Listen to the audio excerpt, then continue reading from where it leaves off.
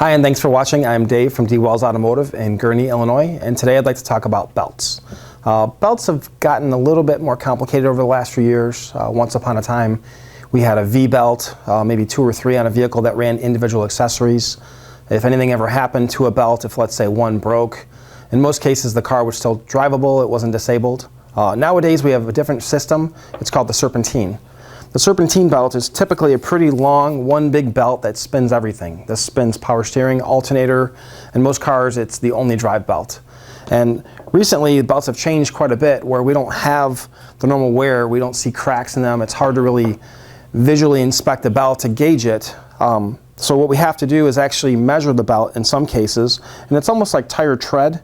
We just look to ensure that the belt has sufficient amount of grip. That way it spins all the accessories, it doesn't cause anything to slip, and it works properly. And also in looking at your belt system, it's not just a matter of the condition of the belt. We also look at the various pulleys that spins with the belt.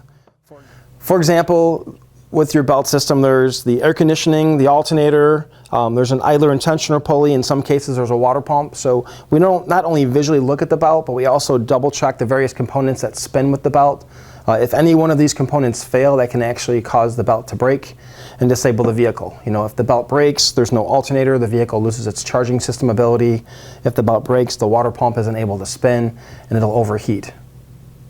Also, some items we check when replacing and servicing a belt would be, for example, an idler pulley.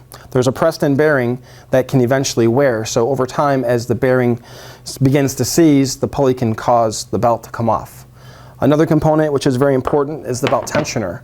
It's a 2-part system. It not only has the pulley to spin, but also has a clock-wound spring to keep the belt tight. That way the belt doesn't fall off. 3. Another belt that some vehicles are equipped with is a timing belt. The timing belt essentially locks together the camshafts and the crankshaft and keeps them spinning properly. Check your owner's manual. It's very important to keep up with that. The intervals for replacement can vary from as low as 60,000 miles to as high as 105,000 miles. So very important to be aware of that. In some cases, should this belt break, the camshafts will stop spinning, but the crankshaft will continue to spin, and in many cases cause internal engine damage to the point of requiring engine replacement. In most cases, when we do replace a timing belt, we'll inspect the various components such as the idler, tensioner, and even the water pump.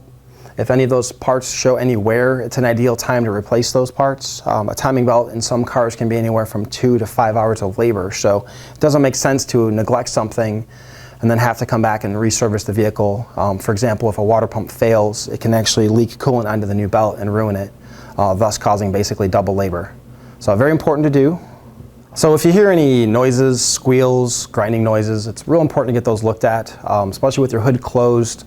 A small bearing noise can seemingly be actually a very loud noise once the hood is open. So get those checked. Any comments, questions, give us a call. It's 847-856-1420, and thanks for watching.